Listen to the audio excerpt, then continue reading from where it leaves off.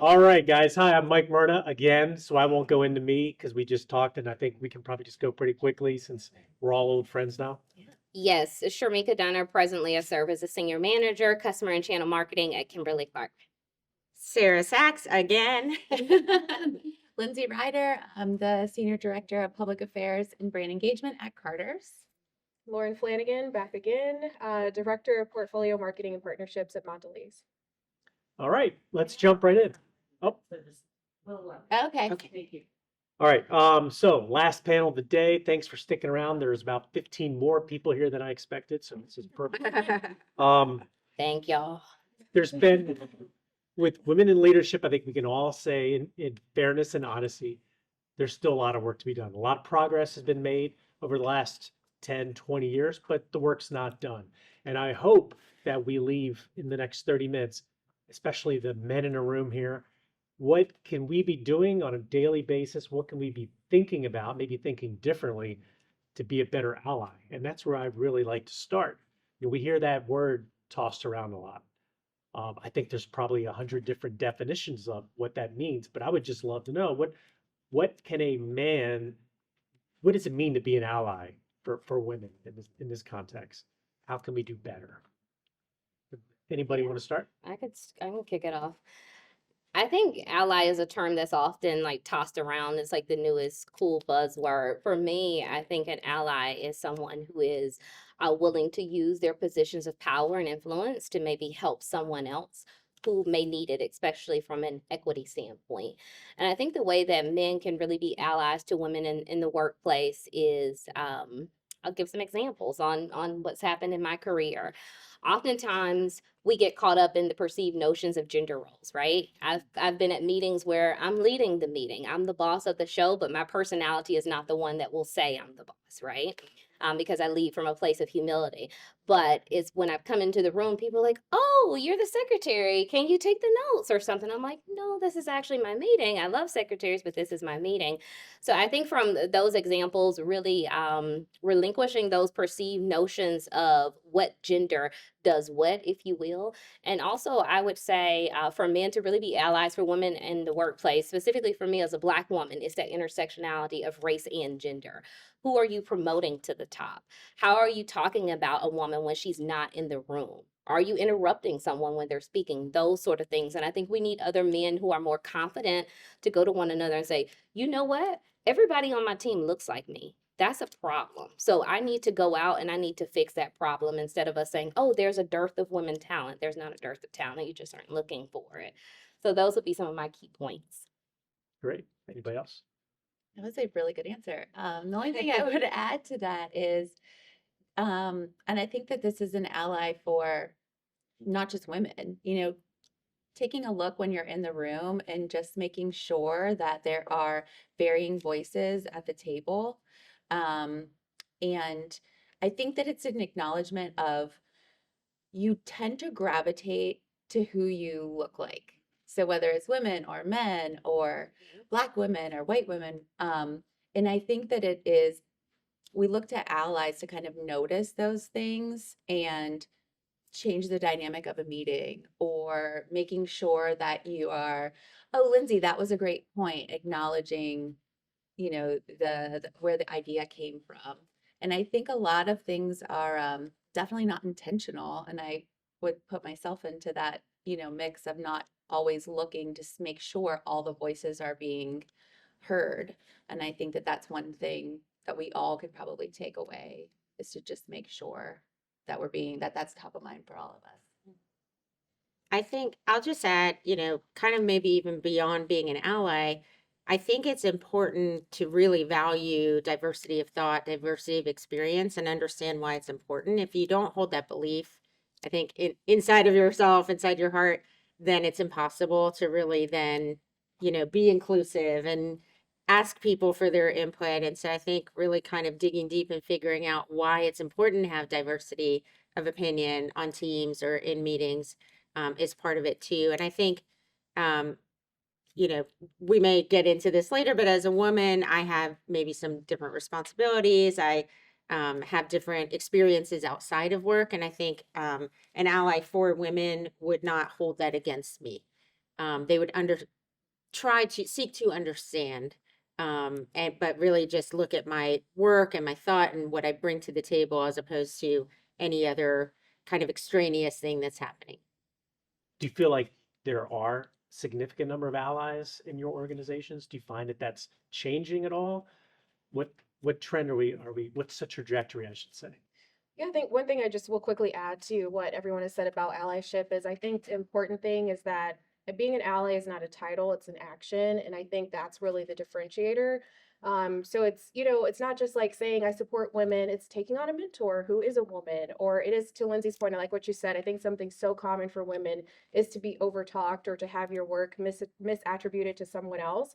So giving credit and taking credit, saying, Lindsay did a really great job of presenting that, and like being very vocal about that and being an active sponsor is allyship to me. And for me, I definitely think I've had that support. I've had mentors who look like me and mentors who don't look like me. I've had really senior leaders who are white males who have been really supportive of my career and have been like very vocal allies. And I think that really matters. And I think it's what makes the difference. So I definitely hope other organizations are doing that as well. And, sometimes it takes some intentionality on your part as well to go seek that out. But good allies, I think, are the ones who are active. Do your companies have um, anything organized around women in leadership? Any kind of developmental groups, things that help motivate and educate females on here's how we can help get you up to higher levels? Can you talk about your programs that you have? We have at Kimberly-Clark through our employee resource group, our Women Inclusions Network. And so one of our executive sponsors is a male.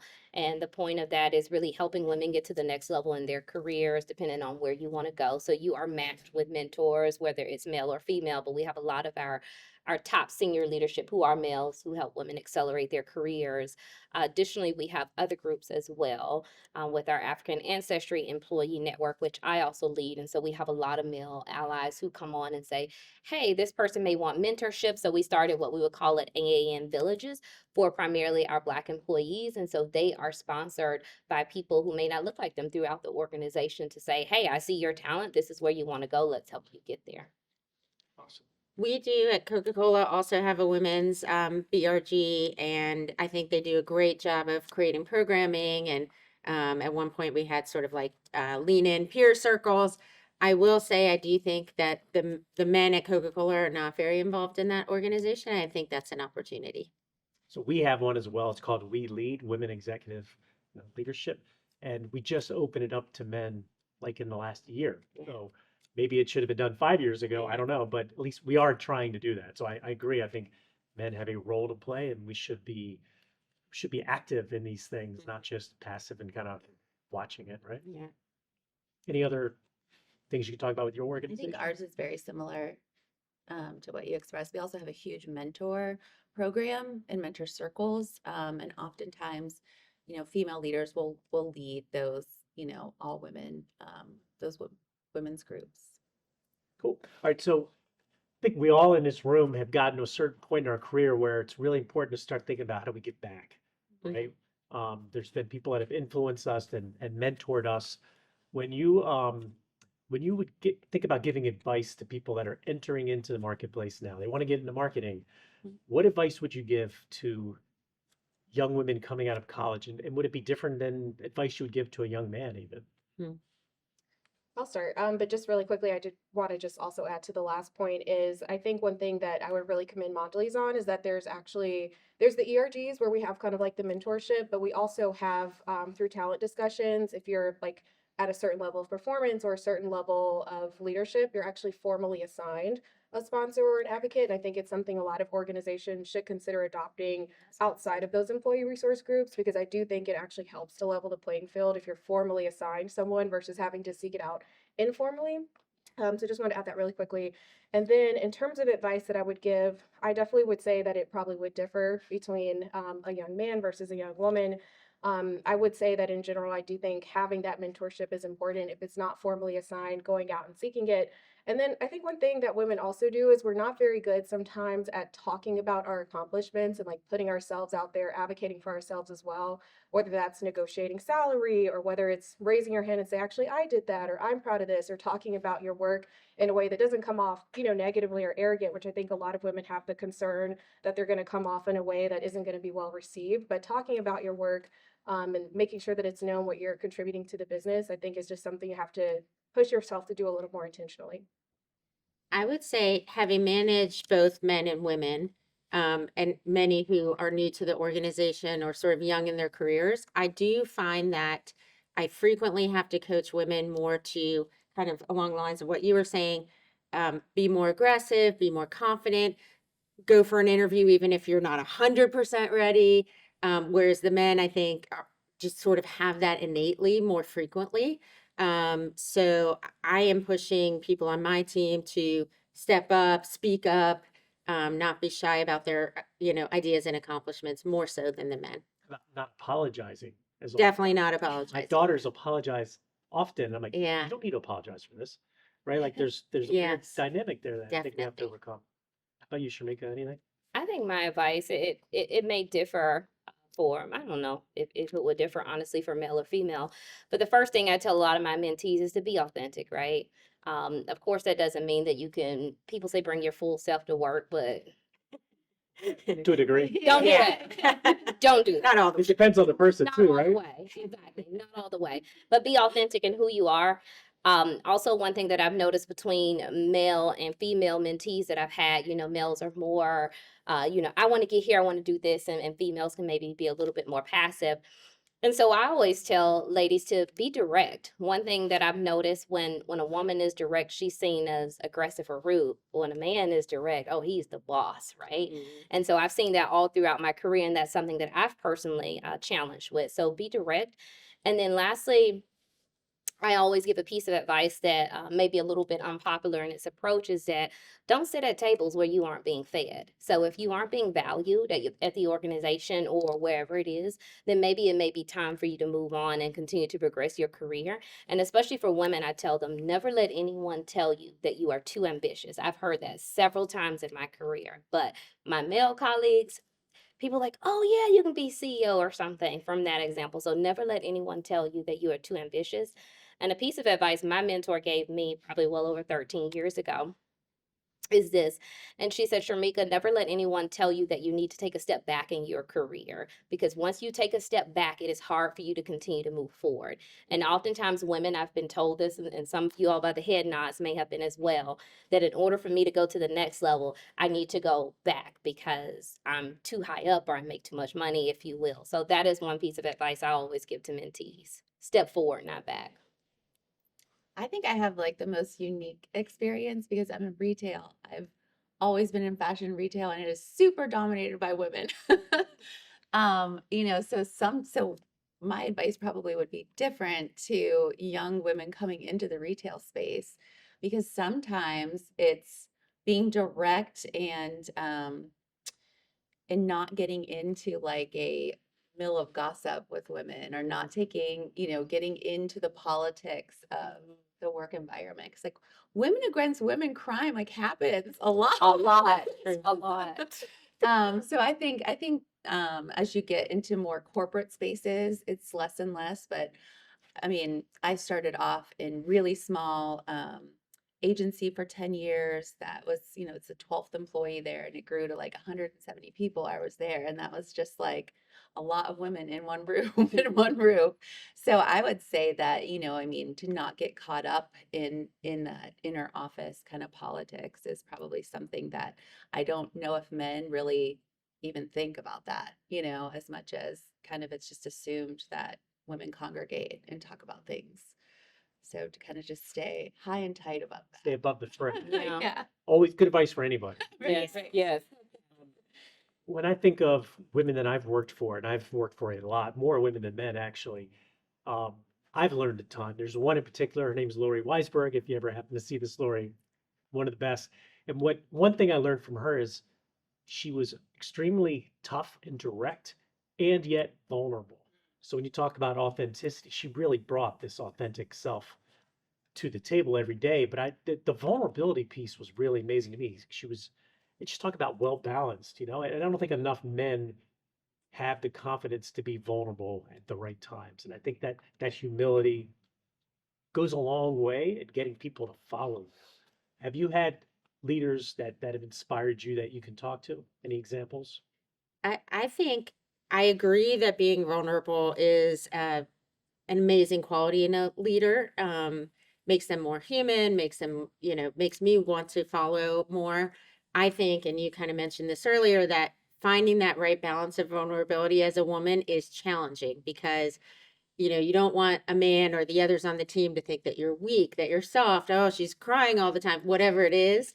So I think, like, I'll just give an example, personal example. I'm divorced. When I went through my divorce, I did not tell a soul at work because I didn't want anyone to think that I was distracted or, whatever the thoughts may be. And so I think it's really challenging to find that vulnerability. But I can't think of a specific example of a leader who's shown it, but I do agree that it's very valuable.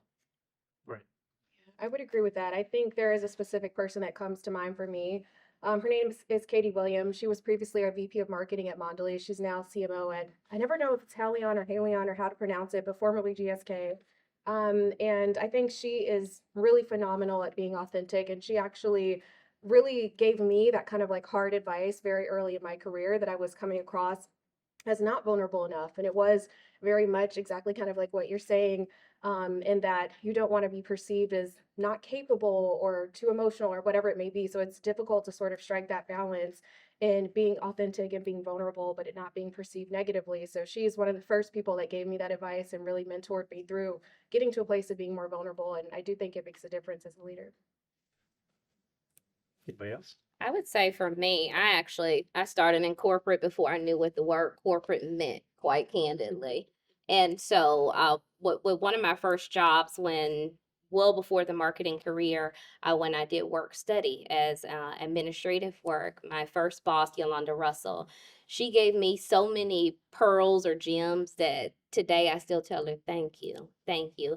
And some of those gems were just, you know, how to play politics, but how also not to get involved in politics either. How to really be authentic, and again, as I said, how to really understand my value as a person in the workplace, and then understand if I'm not being valued, then it may be time for me to move on to what I always call another adventure. So even now, I think probably 20 years later, I still keep in touch with her, and I'm just so thankful for all the lessons that she's taught me, really how to be a professional and then how to have that business and that financial acumen that you really need, I think, when you're driving businesses, if you will. But been super thankful for that advice. And that was from a woman leader, but I've had great male mentors as well. But Yolanda sticks out.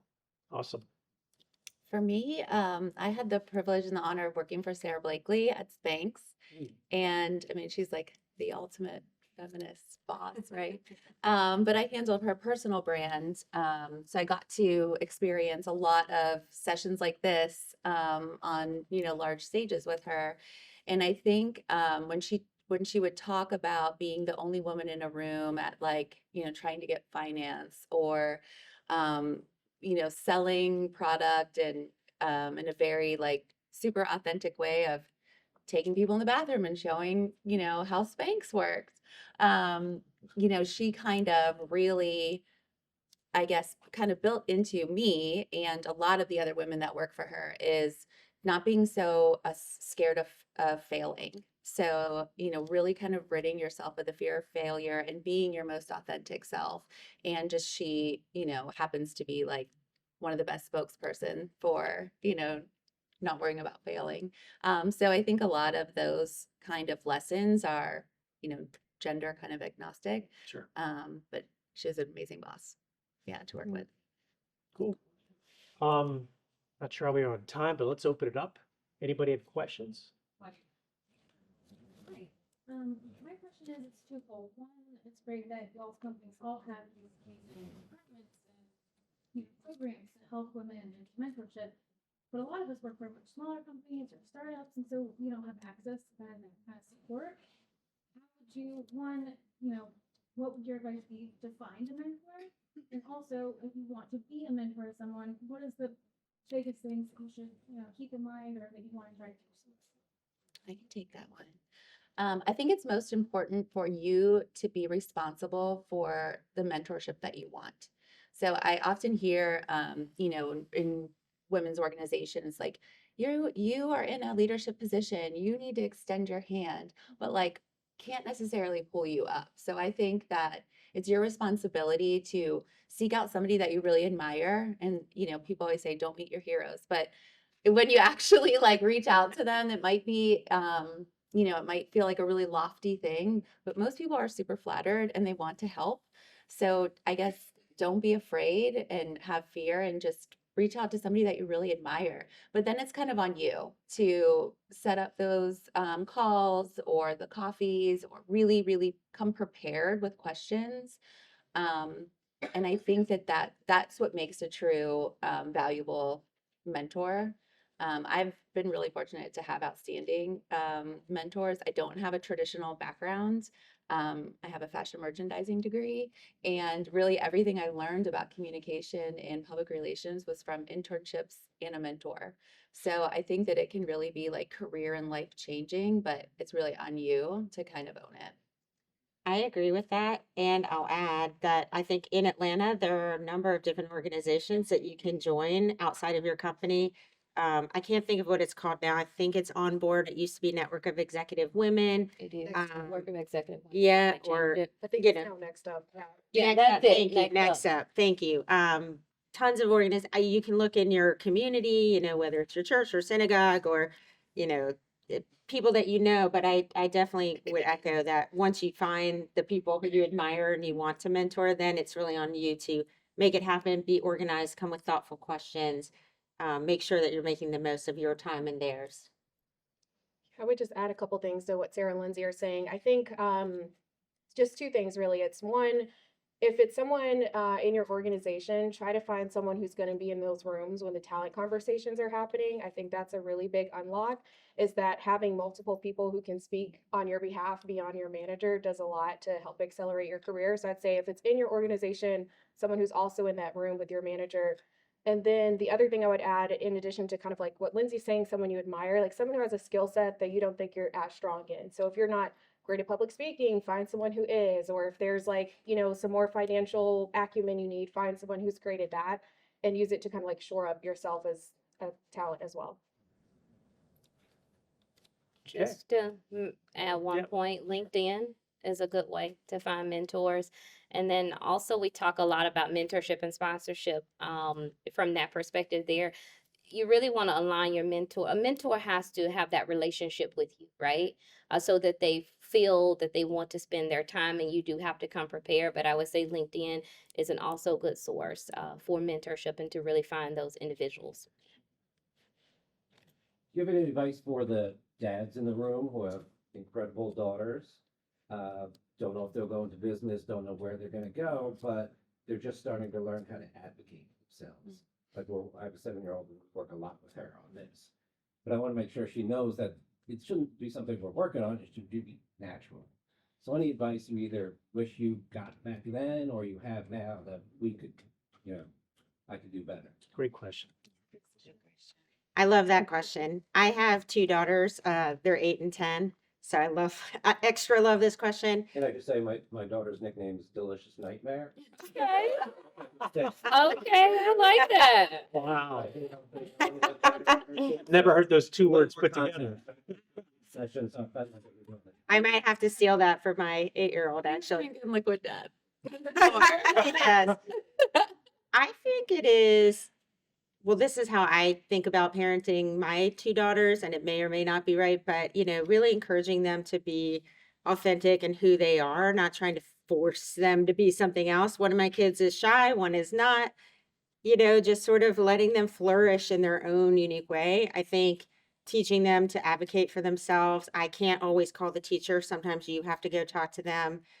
Teaching them to be confident in who they are. Those are the things I wish too. And I think you alluded to this. I wish when I was a kid, my parents had taught me more about make sure that you know your worth, and that if you're not being treated like you're valuable, remove yourself from the situation because you're better than that. And I think that's something I'm trying to give my girls as well.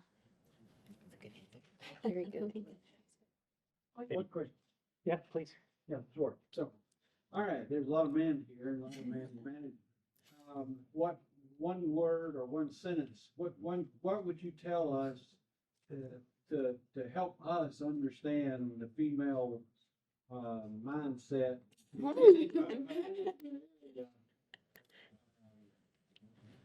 other words, what would you say? Do this to make us better. Listen.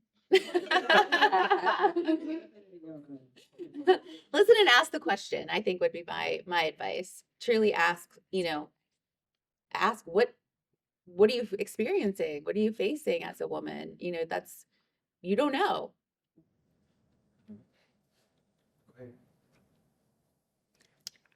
I think that's a hard question to answer. As you say, I don't think one word could cover it, but I do like what you said. I think listening is great.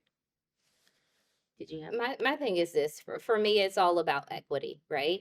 So if you look around a room and you see people that it's really not about male or female to me. If you look around a room and you see that everybody looks like you, there's a problem. So ultimately, it's not for women to tell men what they need to do. It's for those people who are in power to say, okay, I may need more people on my team. I need this diversity of thought, this diversity of opinion, of experience, or whatever the case may be. So I think ultimately it's up to those who are in charge. You said men in management to say, hey, why is it just all around all of us out on the golf course? I golf. I can't golf well, but I golf and I look cute while I do it. But from that example, and I've known colleagues who've been at companies where only the men are invited on the golf trips, or people they're like, oh, we golfed, and they're like, oh, Shermika, you golf? Yeah, I can get out there and look cute. But those sort of things, if you will, it is really up for the men in management to say where is the equity in the room, more so than the inclusion aspect. Just really bring one off. Any daily reminders that help you feel empowered from a standpoint in the workplace in attacking it? I found myself listening to podcasts before getting into the work mood, maybe following social media account, or any editorial or anything type of media that you guys encourage just to find the confidence you guys reach into your spaces. I'm smiling because this has been a point for me at certain parts in my career. Fortunately, not at this stage with my current employer. I start my day reading the Holy Bible. That is how I set the tone of my day. And so I hear from God and I ask for him and I speak to him and listen. And so that helps me set my tone in a state of gratitude, because I have been in situations at companies where I may not have felt valued. There could have been things going on from an equity standpoint, discriminatory standpoint, whatever you want to call it. But it's just really setting that day in gratitude and being grateful for where I am, even if it was a tough situation. And then also having the wherewithal, as I mentioned earlier, to understand that value, to saying, hey, I have XYZ skill set. I can change these things if I want to. So I would say for me, that is how I start my day, every day. That's great. I love that. For me, it's a lot of Beyonce, honestly. I was like, oh, should I sing But I do think it's good to just have like hype music for yourself if you're, getting ready to go do something. Athletes do it. You're an athlete in your own way. Like it's just kind of like finding whatever it is that's going to hype yourself up. So yeah, for me it would be that. And then also I do think, just to your point about like the confidence, also just being knowledgeable. So I do read Adweek most mornings and just kind of see like what's going on in the industry. But Beyonce and Adweek would be it. Those are good. Those are good. How often do you visualize how you want a meeting to go, how you want things to go so that you can get to it? Is that something that you guys incorporate regularly? No? I do when it's I find myself doing that not consciously, I think. If it's a big pitch or a big meeting, we all have probably like those quarterly meetings with your CEO, those kind of things. Those are the moments when I try to like really just focus and try to ignore the noise. So whether that's, a podcast, I mean, Beyonce really does it for me too. But I think those are the days when I just get up and really try to have that mindful moment of like, this is going to be this way. I'm fully prepared. The team is fully prepared, and like kind of talking yourself through that. Yeah. But I never even thought of that, but I do. Okay, maybe I'm the Yeah. only one then. That's totally I fine. like it. I'm gonna try it. Exactly. Well, I just think a lot of times you need to see it play out Yeah. Mhm. to make it play out. Yeah. Yeah, You know, maybe you do it unconsciously. yeah. Yeah. Yeah, Um, stay early. Yeah. Yeah, yeah, this has been a great panel. So you talked about this earlier in terms of this word vulnerability. And I think, a lot of males, some can go there, but there's generational programming that has to be reprogrammed. Mhm. What we were told was okay, what was not okay. And I think a lot of that has to do with this and what the future holds, quite honestly. My question is, have you seen or been involved with any programs or training or anything that is helping men in the workplace in corporate America sort of move in that direction, which I think ends up probably benefiting them? Curious about that. Maybe out of left field. I have not been involved in anything like I that. haven't either, but I think it's a good idea. I think It's a white space. Yeah. Yeah, I love it. Yeah, I can't think of any either. Usually it's more organizations for women, Right. Mhm. not so much about training for men, other than the standard corporate training, Yeah. which we all go through. right. Yeah. Good question. Thank you for being here. How do you guys suggest being and walking in leadership without the quote unquote title?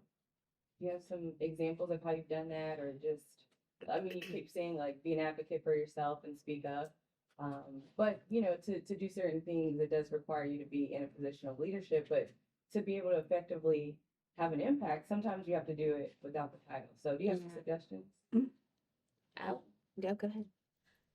I would say, in order to be a leader first, without the title, you have to be able to inspire people enough to where they will follow you. And to be a leader, I don't need a title from Kimberly-Clark or anyone else to say that I'm a leader.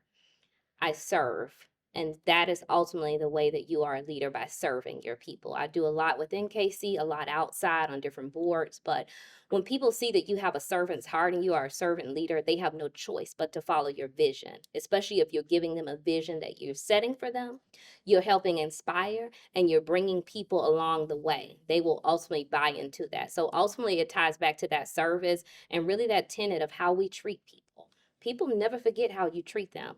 Who doesn't want to follow a leader that doesn't inspire them and doesn't treat them well?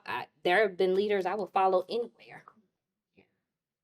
I think too, something that was already mentioned is be prepared.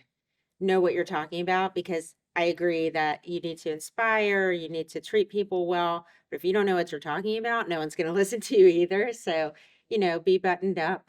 And I think, especially as women, unfortunately, we have to be almost more prepared than the men. Definitely. All of that. Plus just being curious. I think I mentioned it before, but I have a non-traditional start to this industry. And I think that I've been able to continue to grow without like a very formal, AdCom background, because I've been really curious and I've tried to, if I'm in a meeting and there's a challenge or there's a problem, going back and actually doing the research, especially when it comes into the spaces of like social media where it changes on it. You can't be the expert every day. It changes every day. So doing the research to come back with the solution. It might not be like the solution people take, but it starts to show like, okay, she knows what she's talking about. She's inspiring me to think things differently. And I think the number one advice I could give anybody is when you're looking to change a position, or maybe you feel like you haven't been trained, I feel like that's when you can bring the best ideas, because oftentimes, like Sarah would always ask her people coming in for interviews, if no one had taught you how to do your job, how would you do your job? You're bound to do something differently if somebody's not telling you exactly what to do. Yeah, I think I would just add, having a perspective, I think, is really underrated. And I think especially if you're coming in at like a lower position, if you're more junior, you're just kind of starting out, like you're afraid to kind of share your voice or your perspective. But I think having a perspective that is strong, that's educated, informed, and that you can communicate with like some conviction, I think just does naturally convey some leadership. And then I think it's also important to think about like what your specific organization has as leadership values, because it can differ from some organizations. Some are more collaborative leaders, some are more vocal. And I think ideally like your skill set is aligned with like the vision and values of leadership for that specific organization. But I would say being aware of that and then having a perspective that's well informed, that you're confident and able to communicate effectively. That's great. Strong perspective backed up, right? Mhm. Supported. That's super Yes. important for anybody. Yes. So my company is really big on feedback, right? Positive and constructive in the moment, whenever possible, one-on-one. So throughout your careers, it's kind of for everybody, what's some of maybe some difficult feedback you've received that you've been really like hindsight, you're like, I'm really glad I got that Feedback. Who wants to take that one? It's a gift, right? Starts with that. Feedback is a gift. Um, I'll tell you a piece of feedback that I got early on in my career, and how I shifted it or may not have shifted it, right? So I'm originally from a little small town, Birmingham, Alabama. I lived in New York for 3 years and got along well in New York because I have a very direct personality. And so that was great when you're moving in very fast-paced environments. But when I transitioned back down south, I think culturally as well, I got the feedback that you are too direct, right? And I looked at that feedback two ways. Feedback is a gift. And I actually got this from a female boss at the time. And I asked her outright, I said, well, I said the same thing as a man said. Why didn't you say the same to him? And she was just kind of flabbergasted, if you will. But with that being said, although I know I'm direct, that's not something I think is part of my brand, if you will. That you will get the authenticity, you will get the honestness, but you will get the financial and the business acumen as well, all in a nice, sweet package, right? But I've had to keep that feedback in the back of my head as you transcend throughout your career, because although I may be direct, there are times when I have to be a little bit more softer, and you have to learn personalities, if you will. So that is feedback that I've used to adjust throughout my career. I'm still direct, but it may be a more friendly but firm direct now, if you would. I'll give one too. I've been at Coke a long time. We go through a lot of restructures, and there was one where I just got pissed and annoyed and upset about what was going on, but I was still trying to get a new job through the process. And I met with my HR manager to tell her what I wanted to do and why wasn't I getting the interviews. And she was like, you're just being very negative, and that is not going to help you. And I was really pissed off at the feedback at the time. But I have really tried, and now in other reorgs and other situations, to try to find the positive, keep a positive attitude, look for the opportunities, because she was ultimately right that just being negative and being mad about it did not help me one bit. So even though it frustrated me at the time, it has been very helpful. I'll tell you one piece of feedback I give constantly, because I learned it the hard way, is when you find yourself in a job or a position or in a company where you either no longer are feeling challenged, you're not learning, or you're not feeling valued, you need to make the change, because some companies don't recognize that. Yep. And they're slow. It's up to you. It's up to us to take that onto ourselves and make a change, whether it's a different position, trying something totally different, maybe it's a different company, but don't believe that a company is going to do that. It's up to us to take care of that. That's excellent.